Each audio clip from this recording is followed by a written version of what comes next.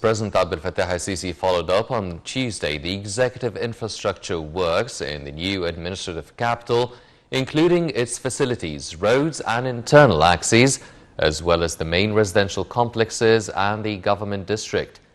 This came during the President's meeting with Prime Minister Mustafa Madbouli and the Ministers of Electricity and Renewable Energy, Communications and Information Technology, and Housing and Urban Communities, in the attendance of a number of senior officials.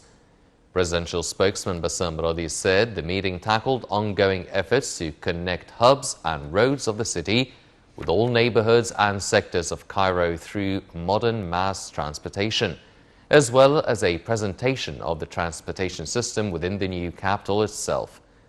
The head of state reviewed the executive position of the central bus station, works of the telecommunications sector, including communication infrastructure, information services, comprehensive automation, digital transformation of ministries, training programs for employees on new information systems, and skills development.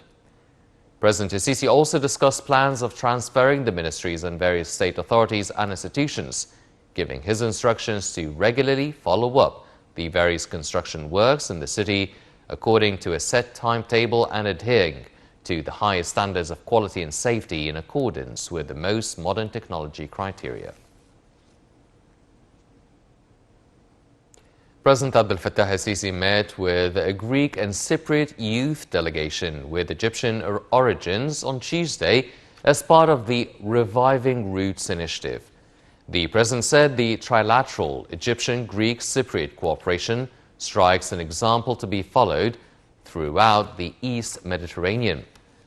Presidential spokesman Bassam Radi said the initiative is based on the long mutual history of Egypt, Greece and Cyprus and extends a message of love from Egypt to all those who lived on its soil and shared its legacy.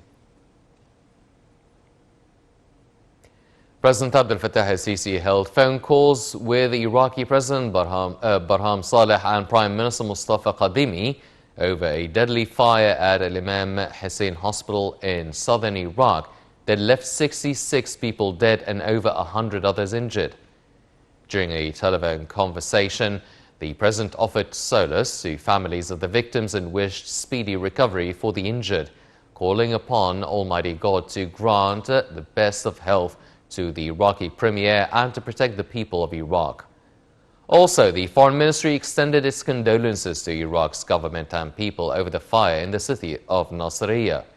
In a statement, the ministry also offered condolences to the victims' families, wishing the injured people a speedy recovery. In the same context, the Arab League and the Arab Parliament extended their condolences to the Iraqi government and victims' families. Initial investigations showed that the fire began when sparks from faulty wiring spread to an oxygen tank that then exploded.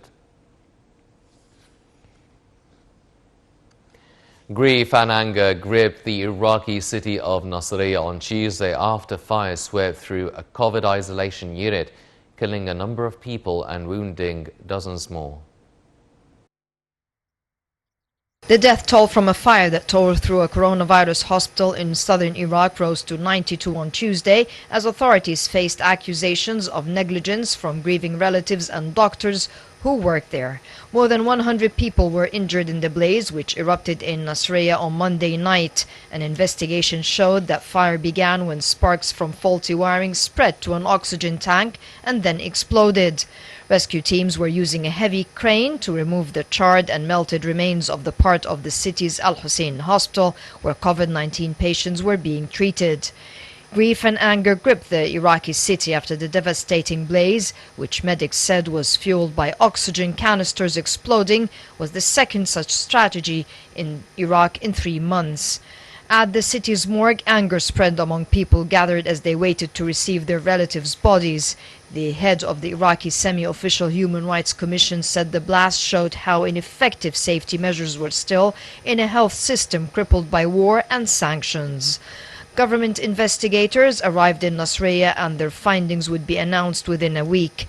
Nasiriyah court said it had ordered the arrest of 13 local officials in connection with the fire. It was Iraq's second such tragedy in 3 months, and the country's president on Tuesday blamed corruption for both.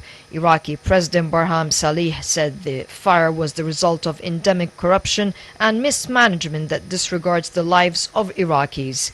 A statement from the Iraqi Prime Minister's office called for national mourning.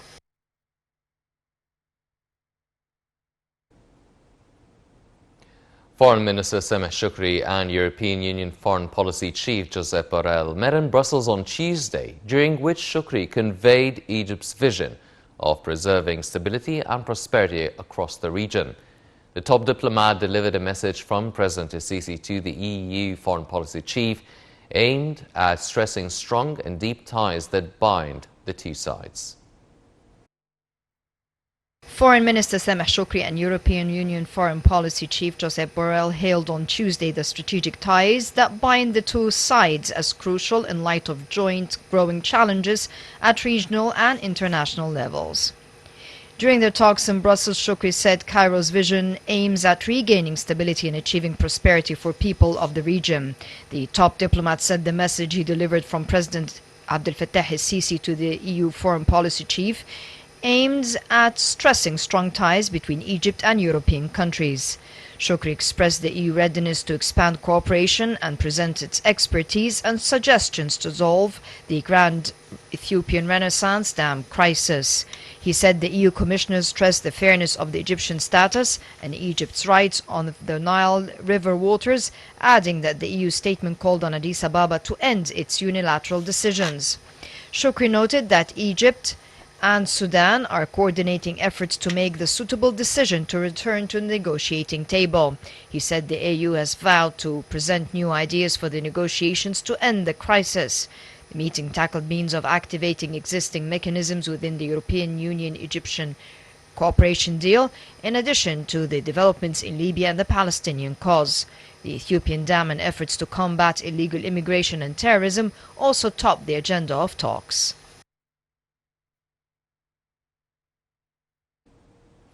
Minister of Defense and Military Production Lieutenant General Mohammed Zeki hailed the Egyptian-Serbian strong relationship.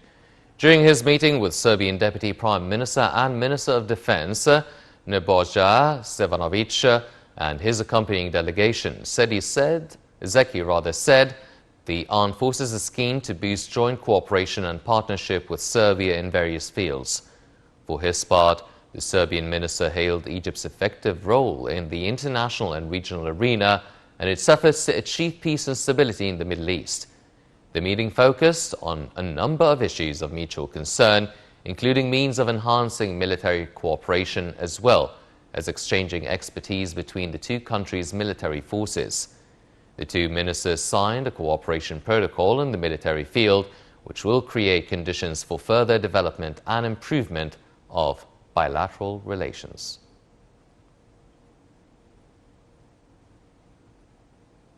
Saudi Arabia said on Tuesday it would send a medical aid package to Tunisia that includes 1 million doses of vaccine to help the North African country control the rapid spread of the COVID-19 pandemic. The Saudi press agency said the aid includes 190 respirators and other equipment. Saudi Arabia joins other Arab countries in helping Tunisia, which is facing the collapse of its healthcare system, including Egypt, Algeria, the UAE, Kuwait, Turkey and Qatar. The latest aid brings to 2 million vaccine doses donated to Tunisia, where vaccinations lag far behind other countries. So far, only 730,000 people have been fully vaccinated out of a total of 11.6 million residents.